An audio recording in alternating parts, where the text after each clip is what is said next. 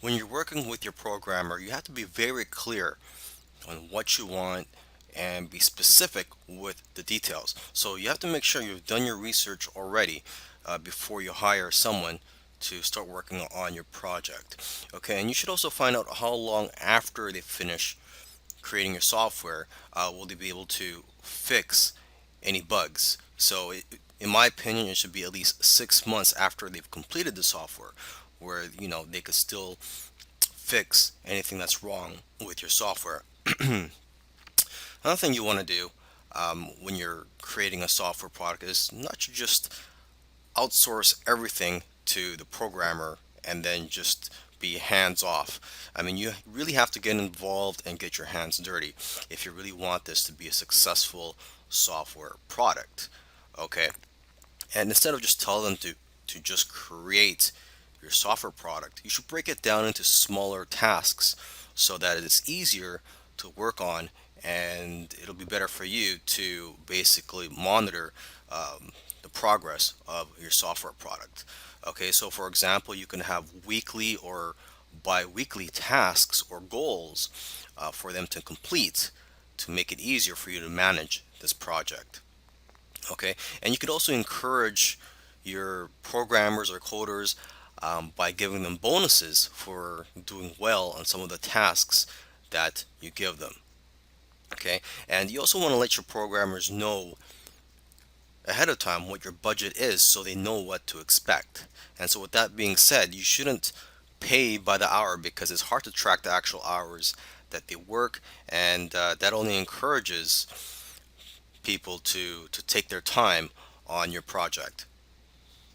Coming up with ideas for your software. So before you create a software product, you need to know what it's going to bring to the table. You need to know what problems it's going to solve, because that's what what software tools do, is that they solve problems or potential problems. Okay, so first let's start with ourselves. Okay, do you have a problem in your business or personal life that can be solved with a software tool? Because let's face it, if you have a problem, I'm pretty sure there's going to be other people out there with similar problems as you. Okay, so your problem is not unique to yourself. You must also know your target audience that you plan to sell your software to. So basically, it comes down to two things. Okay, consumers have a particular problem that needs to be solved, and two, they are looking for something that will make their life easier.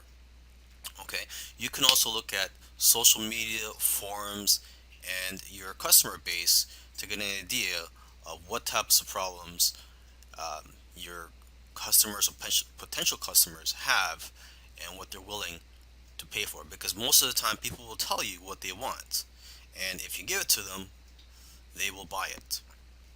Okay, and oftentimes it's simply a matter of taking something that already exists and making it better, or expanding on the current software. So you got to ask yourself, what software out there has room for improvement?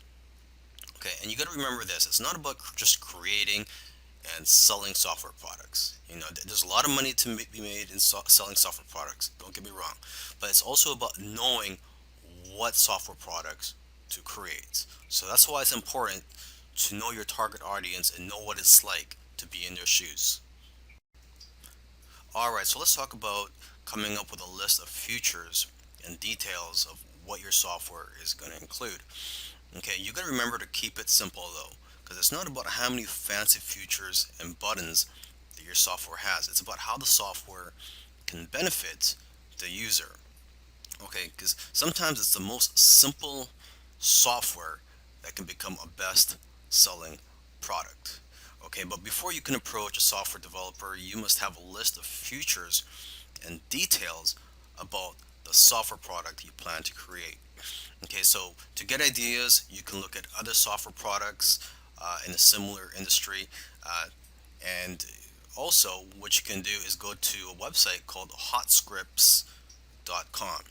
And this site includes programs and scripts in every popular programming language. So this is a great way for you to get familiar with the different types of software out there. And you could also read the reviews for the various software products on that site. And basically, the more knowledge that you have, the better the software you can have developed. Now, let's talk about finding software programmers for your project. Now, there are various sites that you can go to find programmers where they will bid on your projects, and you can select the programmers based on the best price. But remember, you have to also make sure to select programmers based on their skills and how well you feel comfortable working with them. Okay, so I've listed a few sites, the most popular sites where you can find programmers. There's rentacoder.com, elance.com, scriptlance.com, and guru.com. And you can also go to coding forums or other types of forums where programmers hang out to find people that are passionate about creating software products. Okay, so now when you visit these sites where programmers could bid on your projects, you have to know how to present your project. So make sure to first view how other people are listing your projects and how they are describing them on these sites. Okay, and you have to also be very careful. You don't want to give out too much information about your project because you don't want people stealing your ideas.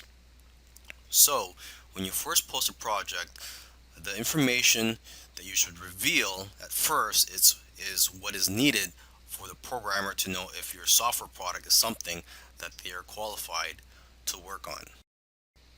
I've been an internet marketer for several years now. One thing I've noticed is that a lot of the marketers that create software products are the ones that end up having seven-figure businesses. So that's one of the reasons why you want to get into the software business. I'm not saying that you're going to have a seven-figure business or a six-figure business, but it is a very lucrative industry.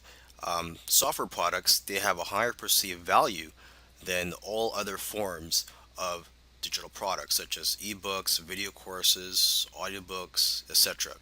And another advantage to getting into the software business is the barrier to entry. There's not much competition out there. If you create a software product that's, you're not going to have much competition with that compared to other forms of products. For example, if you write a how-to book on a certain topic, you're going to have lots of competition for that book. There's going to be lots of other people that's going to write something on similar topic. Okay. Now, this course will cover the following topics. It's going to cover how to come up with ideas for your software product, how to come up with the features to include in your software product, how to find software programmers to create your software product, and how to manage your project.